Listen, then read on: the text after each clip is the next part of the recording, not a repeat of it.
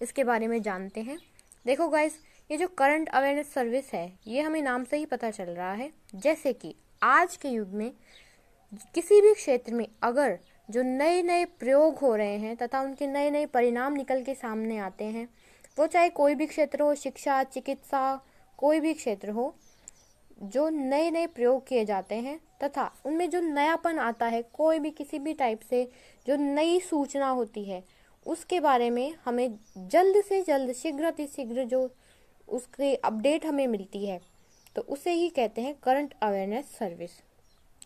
जैसे कि हम जानते हैं कि यूनेस्को के अनुमान के अनुसार विश्व में प्रतिवर्ष 8 लाख प्रलेख प्रकाशित हो जाते हैं। तो उन्हीं इसी प्रकार से सूचना का ये जो विस्फोट है, इस विस्फोट के अंदर ये करंट अवेयरनेस सर्विस हमारी बहुत हेल्प करती है तथा हमें हर एक नया जो भी विचार आता है, नई कोई भी चीज़ हमारे समाज में आती है, तो उसके बारे में हमें अपडेट करती है। हर एक चीज़ के बारे में अपडेट करना ही करंट अवेयरनेस सर्विस कहलाती है। एक मूल रूप से अगर बात करी जाए तो हम इसे ये कह सकते हैं, लेकिन परिभाषाओं के अनुसार अब हम देखते हैं रंगनाथन ने इसे क्या परिभाषित किया है। रंगनाथन के अनुसार ये है कि प्रयोगकर्ताओं को उनके कार्य क्षेत्र में, जैसे कोई भी प्रयोग करता है, कोई भी व्यक्ति है, जैसे कोई भी शोधार्थी है, विद्यार्थी है, कोई भी है, तो उसका जो कार्य क्षेत्र है, उसका जो सब्जेक्ट है, वो किस सब्जेक्ट पे कार्य कर रहा है, वो फिर कुछ भी हो सकता है, उसके अंदर जो नवीन नवीन विचारधाराएं उत्पन्न होती हैं, उन्हीं के बारे में जितनी शीघ्र से हो सके उतनी शीघ्र उसे अवगत करवाना, इसे ही सामयिक अभिज्ञता सेवा कहते हैं। जैसे कि हम समझ सकते हैं, कोई भी कार्यक्षेत्र में जो नया कोई इन्वेंशन होता है, उसके बारे में जितनी फास्ट हो सके उतनी फास्ट हमें उसके बारे में अवेयर करा जाए कि हाँ, इसमें ये हुआ है आज, उसके बारे में ये नई न्यूज़ है, ये है, वो है, उसके बारे में, तथा इसे ही हम सामयिक जागरूकता सेवा कहेंगे।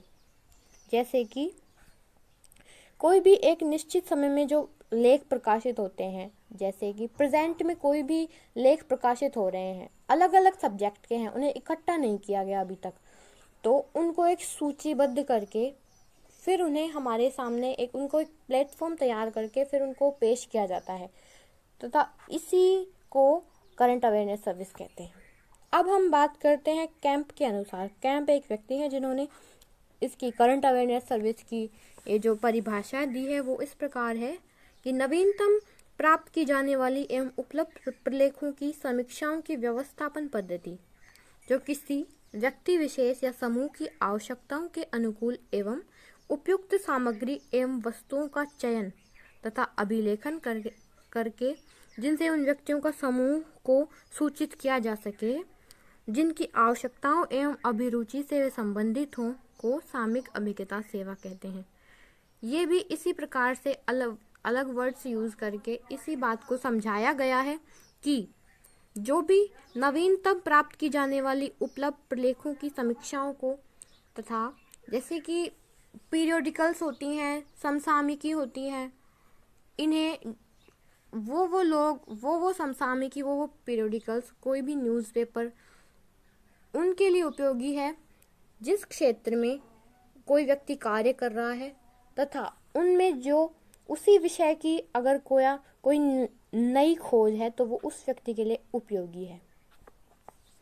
अब हम बात करते हैं सत्यनारायण एवं रायजादा के अनुसार। ये व्यक्ति हैं जिन्होंने इसकी सामयिक जागरूकता सेवा की एक परिभाषा दी है। वो इस प्रकार है, यह एक सेवा है, ये एक सर्विस है जो कि शोधकर्ता व शोध दल के कार्यों की प्रगति को प्रभावित करने वाली समस्त सूचना को सही समय एवं सुविधापूर्ण रूप से उपलब्ध कराती है।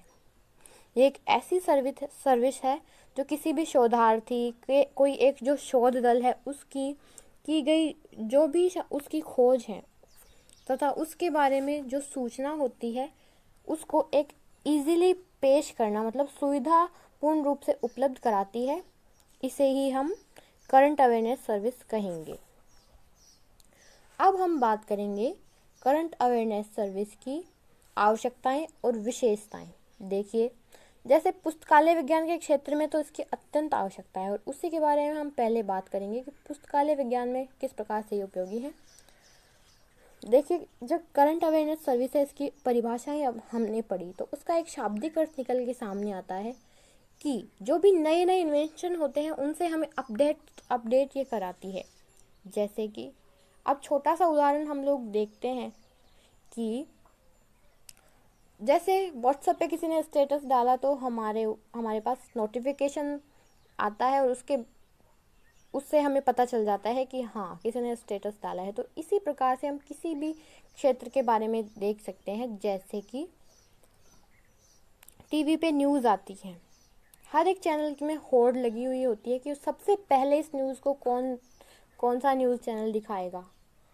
उसी प्रकार से जैसे पुस्तकालय विज्ञान है, इसमें अगर कोई नई खोज होती है, जैसे कोई भी नई वर्गीकरण पद्धति अगर आ जाती है या फिर उसके कोर्स में कोई नया पाठ्यक्रम जोड़ दिया जाता है या फिर किसी भी प्रकार की कोई भी जो सूचना होती है, वो उसी को हम करंट अवेयरनेस सर्विस कहेंगे कि उस वर्तमान में जो हो रही घटनाओं से हमें ये अवगत करवाते हैं। इसे ही करंट अवेयरनेस सर्विस कहते हैं। आवश्यकताएं, इसकी आवश्यकताएं अलग अलग रूप से अलग अलग होती हैं।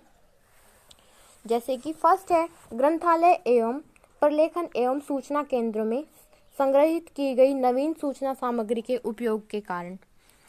इसकी ये जो आवश्यकता है ये अत्यंत महत्वपूर्ण आवश्यकता है और ये एक बहुत ही जानी मानी सी बात है कि कोई भी ग्रंथालय है उसके अंदर प्रलेख हैं, क्योंकि ये एक सूचना केंद्र होता है।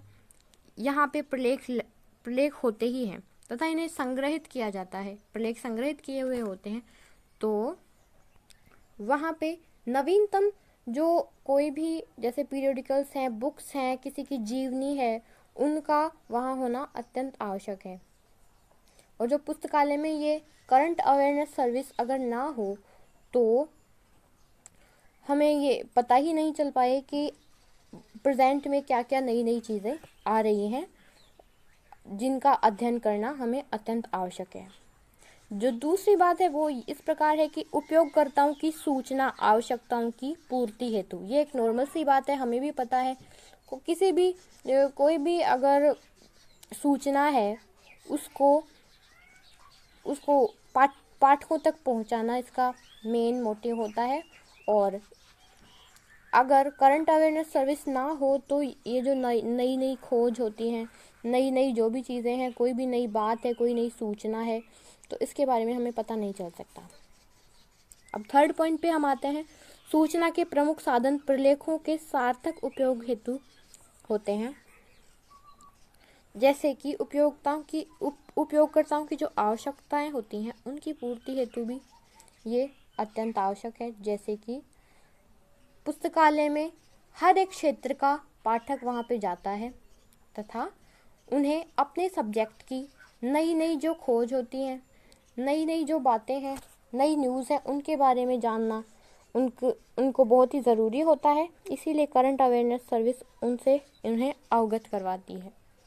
शोधकर्ताओं को अपने विषय में अपडेट रखने के लिए, ये वही बात आ गई, जो भी किसी भी कार्य क्षेत्र में कोई भी शोध कार्य चल रहा है तो वो व्यक्ति चाहेगा कि उस क्षेत्र में उसे हर एक वो न्यूज़ प्राप्त हो जो प्रेजेंट में नई नई आ रही है।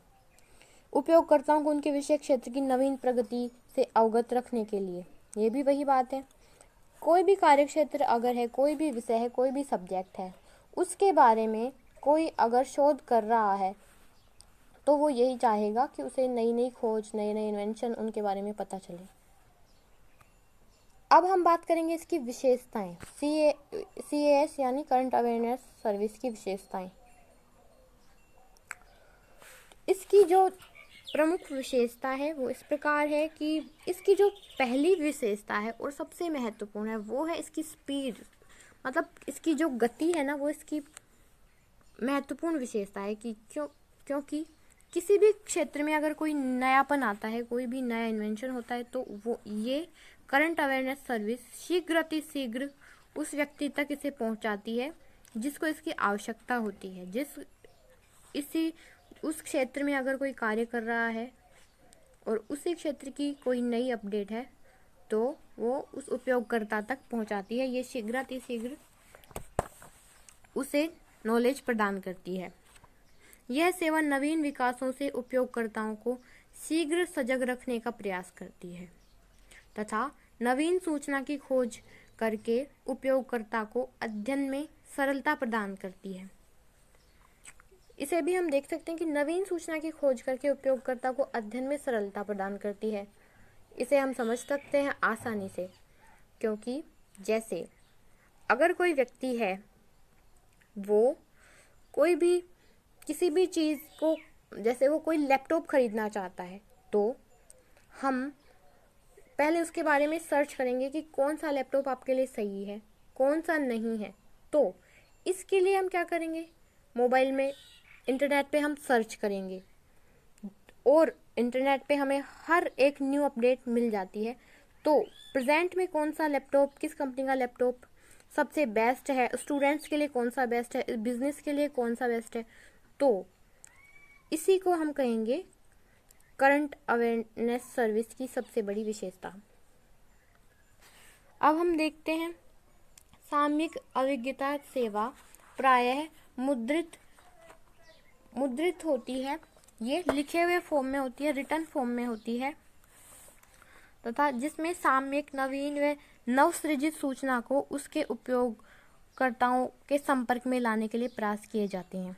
जैसे कि न्यूज़पेपर हो गए, पीरियोडिकल्स हो गई, समसामयिकी पत्र पत्रिकाएं हो गई, ये रिटन फॉर्म में होती हैं और ये उपयोगकर्ताओं तक पहुंचाई जाती हैं ताकि वो इजीली इसको समझ सकें और जान सकें।